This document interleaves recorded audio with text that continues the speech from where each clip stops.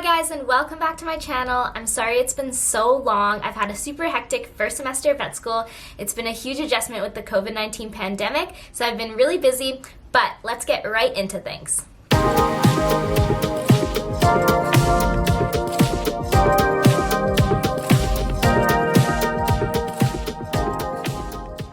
So, I wanted to talk to you guys about interviews. Now, I know the interview process can be really stressful, but you should really view it as an opportunity to sell yourself.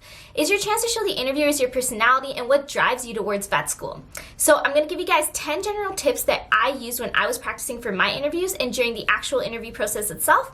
And I really hope this helps you guys out. Tip number 1, practice before you get your interview offer. Many people make the mistake of starting to practice right when they get their interview offer. But the problem with that is that you get your interview offer only 1 or 2 months before your actual interview date. And for most people, that's not enough time to prepare, especially if you're still an undergrad and you're doing your schoolwork at the same time. I started preparing for my interviews about 3 months before the actual interview, and I definitely felt tight for time, so I would recommend starting about 4 months before, but everyone's different and you have to figure out what works for you. But make sure to practice ahead of time, because even if you don't get an interview offer, the skills that you learn will still be applicable to future job applications or even if you reapply the following cycle. Tip number 2, make sure you know your current events. Whether you're preparing for an MMI or panel interview, you want to know what's going on in the world around you. Be prepared to be questioned about events at the local, national, and international level. Some interviewers may ask you to pick a specific event of your choosing, while others are going to ask you for a specific event that they choose. So it's really important that you're familiar with the events that are going on in the world. Now, if an interviewer asks you to describe any event of your choosing,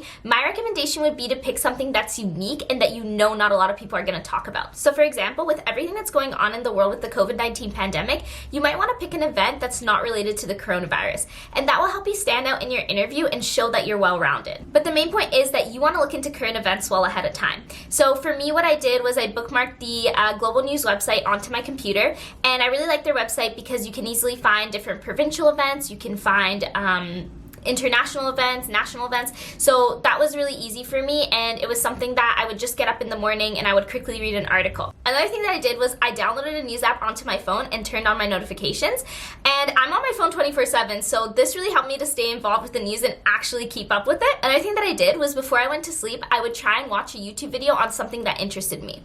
It's really important that you look into news that actually interests you, because that's how you're going to remember it. You don't have time to be sitting there and memorizing news events, so pick news articles that will interest you. You don't have to memorize events word for word, you just have to have a general understanding of it so that you can formulate an opinion. Okay, tip number 3. Practice with people who make you uncomfortable. This is one of the main things that helped me for my interview. When you're in an interview environment, you're going to be really nervous, especially when you're interviewing for your dream job. So one of the ways to get over this is to practice with people who make you uncomfortable. So instead of practicing for interviews with your friends or with people who you're close to, try and practice with someone who you're not as close to, because this will allow you to mimic the actual interview environment, and that'll help you to build your confidence and practice answering questions to the best of your ability when you're uncomfortable. Okay, tip number 4. If you don't know, say you don't know.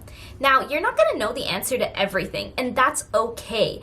Interviewers know that you're not going to know the answer to everything, but saying you don't know is better than sitting there and trying to make up a lie that they're going to see right through. But you can't just say, I don't know, to a question. You have to come up with a solution. So for example, you could say that although you don't know the specific steps for a certain procedure, you would conduct the necessary research or consult the necessary health professionals in order to figure out how to do it. That's a great way of saying that you don't know without actually saying, I don't know. Tip number 5, videotape yourself. One of the best ways to see what you're doing wrong during your interview prep is to videotape yourself. I started videotaping myself and I saw that I was talking way too fast, I was saying way too much, and those are things that I didn't even realize. So I actually started to videotape myself throughout my entire interview prep process, and I compared my most recent videos to my oldest videos. And this allowed me to see how much I had improved over time. So I would definitely recommend videotaping yourself while you're preparing for your interviews. Tip number 6, if you're applying in Canada, you need to know the difference between CVMA, your provincial VMA, and the AVMA. So it's really important that you go through the CVMA position statements. Now, I know there's a lot of them and you don't have to memorize them word for word, but you should still have a general idea of what's expected of you when you are a veterinarian. It's also really important that you look into the specific roles of the CVMA, the AVMA, and your provincial VMA, because they all do different things and you might be asked about that in the interview. Tip number 7,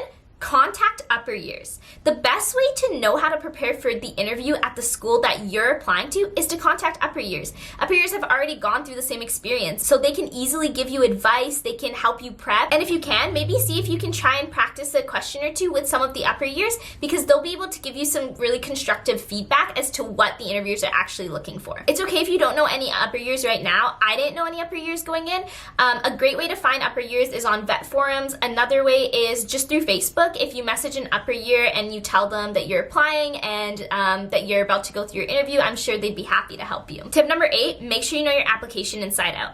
A lot of schools are going to ask you questions about your previous experience. They'll ask you to draft an essay or whatever the school needs, but know what you put on your application because it's likely that you will be asked about it in your interview. So for example, if you've had previous experience in a clinic, be prepared for questions about that previous experience.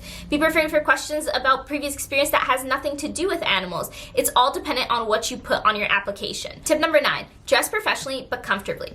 What I mean by that is you want to look professional, but you also want to be comfortable, especially if you're in an MMI where you're walking from room to room.